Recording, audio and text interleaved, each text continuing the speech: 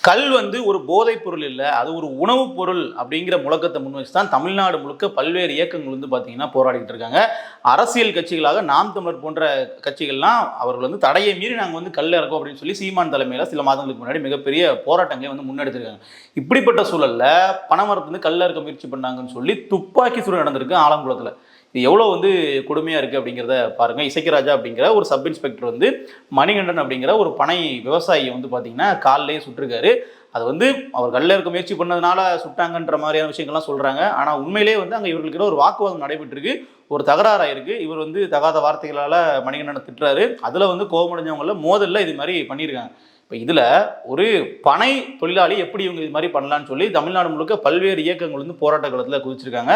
தமிழக வாழ்வுரிமை கட்சியினுடைய தலைவர் வேல்முருகன் கூட கடந்த முறை ஒரு திமுக கூட கூட்டணியில் இருந்திருந்தார். இப்போ அந்த கூட்டணியை முடிச்சுட்டு வெளியே வந்து ஒரு மிகப்பெரிய அளவில் பல்வேறு கட்சிகள் இயக்கங்கள்லாம் சேர்த்து அவர் தேர்தலையும் களம் கண்டார். அவர் வந்து திமுகவை தோலுரிக்கிற மாதிரி இங்கே பல்வேறு அதிகாரிகள் வந்து இப்படி தவறான விஷயங்களை வந்து பண்ணிக்கிட்டு இருக்காங்க. இதெல்லாம் சரி செய்ய வேண்டியது ஒரு அரசாங்கத்தினுடைய கடமை அப்படிங்கிற மாதிரி திமுக அரசையே வந்து கண்டித்து ஒரு மிக நீண்ட அறிக்கையை ஒன்று வந்து கொடுத்துருக்காரு.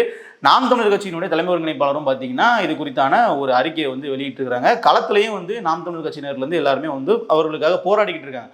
ஸோ இந்த சூழலில் இதில் தெரியப்படுத்த வேண்டிய விஷயம் என்னவா இருக்குன்னா, கஞ்சா அடிக்கிறவங்க வந்து அவர்களுக்கு எங்கே சப்ளை நடக்குது, அந்த சப்ளை செயின் எப்படி இருக்குன்றத இவ்வளவு தீவிரமான ஆக்ஷன் எடுத்து நம்ம பார்த்ததில்லை.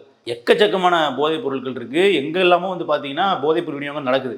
ஆனால் அதற்கெல்லாம் இது மாதிரி துப்பாக்கி சூடு நடத்தி அவர்களை வந்து பிடிச்சாங்க அப்படின்னா இல்லை. கொலை பண்ணுறவங்க, கொள்ளையடிக்கிறவங்க, பெண்களை வன்புணர்வு செய்கிறவங்க இவங்களுக்கெல்லாம் வந்து பார்த்தீங்கன்னா இது மாதிரி தீவிரமான ஒரு நடைமுறை வந்து கையாளுறாங்களா, அவர் தப்பிச்சு ஓடுறாங்க அப்படிங்கிற பேரில் வந்து சுட்டாங்களா அப்படின்னு பார்த்தீங்கன்னா அதுவே பண்ணக்கூடாது தான். சட்டத்தின் முன்னாடி நிப்பாட்டுறது தான் சரியான வழிமுறை. அதை பண்ணக்கூடாது. இருந்தாலும் அவர்கள் தரப்புல இது மாதிரியான விஷயங்கள்லாம் காவல்துறை பண்ணுதான்னு பார்த்தீங்கன்னா இல்லை. ஒரு பனை விவசாயியை வந்து அவர்கள் வந்து சட்டவிரோதமாக கல் இறக்குறாங்க அப்படிங்கிற ஒரு காரணத்தை வச்சு துப்பாக்கி சூடு பண்ணதை நியாயப்படுத்தி பேச முடியுது அப்படின்னா இது எவ்வளோ தூரம் வந்து ஒரு மோசமான போக்கு அப்படிங்கிறத பார்க்கணும். தமிழ்நாட்டை தவிர மற்ற அனைத்து மாநிலங்கள்லையும் கல் இறக்குவதற்கு அனுமதி இருக்குது. அங்கெல்லாம் வந்து பார்த்தீங்கன்னா கல்லை இறக்குனாங்கன்னா கள்ளச்சாராயம் வந்து அதிகரிச்சிருங்கிற பூச்சாண்டி காட்டலை. ஆனால் இந்தியாவிலேயே தமிழ்நாட்டில் மட்டும்தான் அதிகப்படியான பனைமரங்கள் இருக்குது. இங்கே தான் அதற்கான பொருளாதாரம் இருக்குது. ஆனால் தமிழ்நாட்டில் மட்டும் தடை. இப்படி ஒரு நிலை மாறினா மட்டும்தான் இது மாதிரியான சம்பவம் நிரந்தரமான ஒரு தீர்வாக இருக்கும்.